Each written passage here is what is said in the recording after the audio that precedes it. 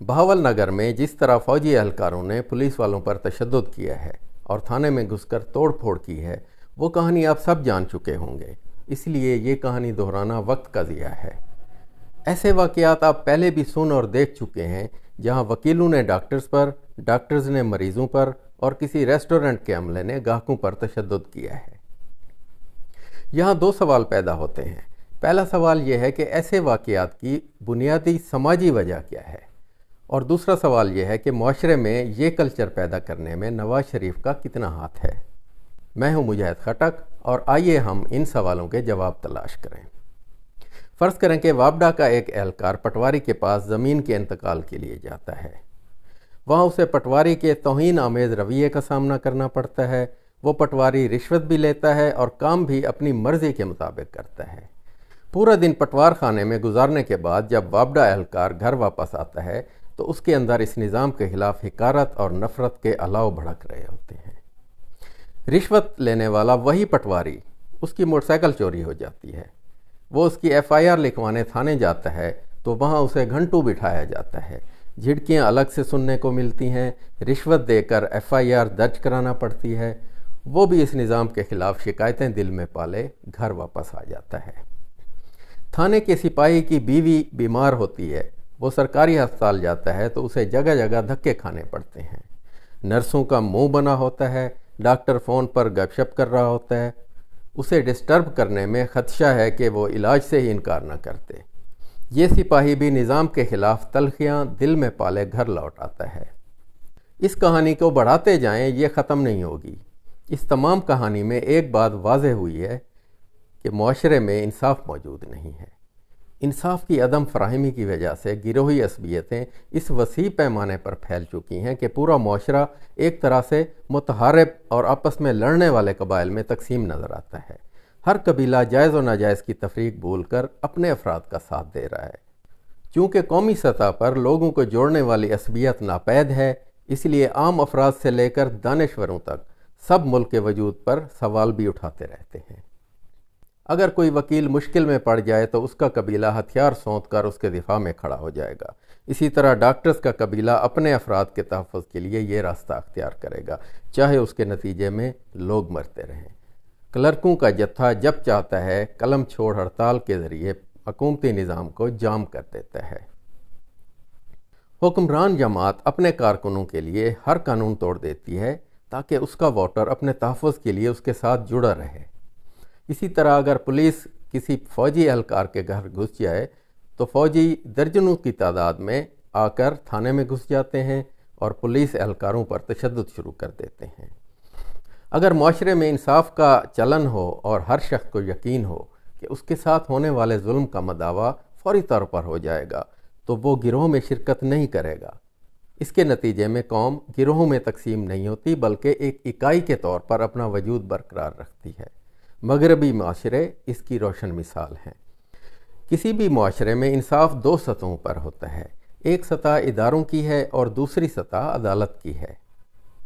اگر کسی ادارے کا اہلکار ایک شہری کے ساتھ ناانصافی کرتا ہے تو اس مظلوم کے پاس دو ہی راستے ہوتے ہیں، یا تو وہ اس ادارے کے سربراہ کے پاس جا کر انصاف حاصل کرے یا پھر عدالت کا رخ کرے۔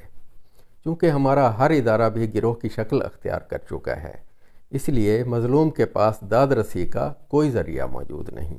کسی بھی ادارے کا افسر اپنے ماتحت کے خلاف شکایت پر حرکت میں نہیں آتا، کیونکہ یہ ایک گروہ ہے جس کے افراد ایک دوسرے کا تحفظ کرتے ہیں۔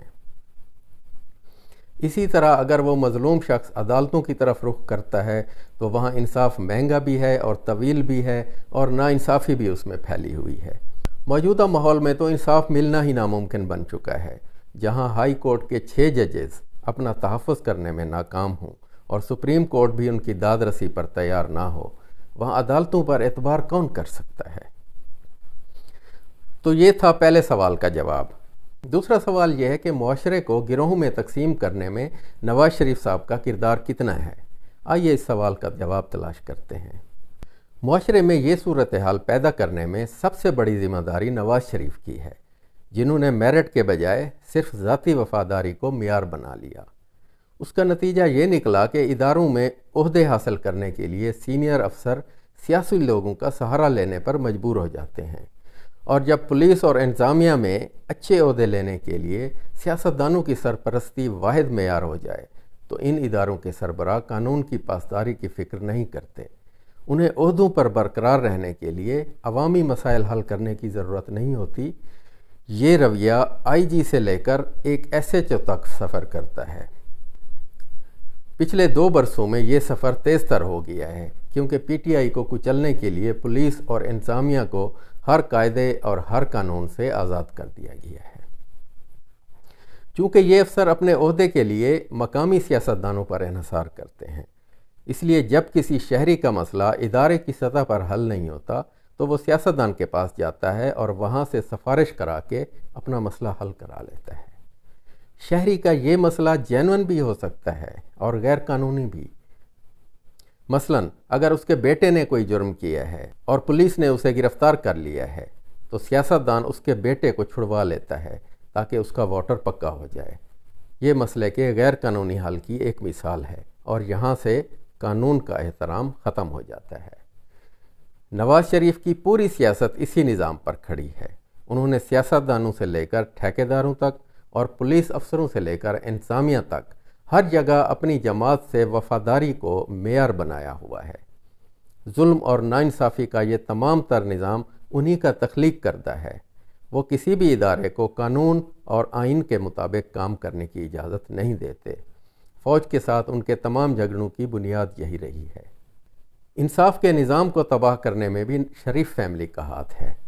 یہ سفر جسٹس قیوم سے ہوتا ہوا قاضی فائز عیسیٰ تک آج بھی جاری ہے۔ وہ اپنے وفاداروں کو عدالتوں کے جج بناتے ہیں اور پھر انہی سے فیصلے کراتے ہیں، اور اب تو آڈیو ویڈیو کے ذریعے ججز کو بلیک میل بھی کیا جاتا ہے۔ مرحوم جج ارشد ملک اس کی ایک مثال ہیں۔ یہی وجہ ہے کہ لوگوں کا انصاف کے ادارے سے اعتبار اٹھ چکا ہے۔ 6 ججز کے کیس کی سماعت کے دوران جسٹس عطر من اللہ نے اسی رویے کی طرف توجہ دلائی ہے۔ ہم بطور معاشرہ ناانصافی کے جس راستے پر چل رہے ہیں اس کا نتیجہ 2 میں سے ایک صورت میں نکلتا ہے۔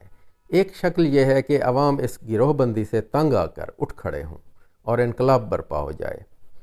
یہ انقلاب جمہوری بھی ہو سکتا ہے اور پرتشدد بھی۔ ایران میں پرتشدد انقلاب آیا تو ترکی میں یہی انقلاب جمہوری راستے سے آیا، لیکن اس کے لیے ایک غیر معمولی لیڈر کی ضرورت ہوتی ہے جو پورے معاشرے کو ظلم کے اس نظام کے خلاف اکٹھا کر سکے۔ دوسرا راستہ مکمل انتشار کا ہے، جیسے ہم لیبیا میں دیکھ رہے ہیں۔ ہمارے ہاں ٹوٹا پھوٹا حکومتی ڈھانچہ تو موجود ہے، مگر یہ بوسیدہ نظام بھی اپنے وجود کو برقرار رکھنے کی آخری کوشش کر رہا ہے۔ اب یا تو عوام کی رائے کا احترام کرتے ہوئے اس کے نمائندوں کو حکومت دی جائے، یا پھر لیبیا جیسے حالات کے لیے تیار ہو جانا چاہیے۔ بہاول نگر جیسے حالات ہمیں تنبیہ کر رہے ہیں کہ ہم ایسے حالات کی طرف دوڑ رہے ہیں۔ مجاہد خٹک کو اجازت دیں۔ اللہ حافظ۔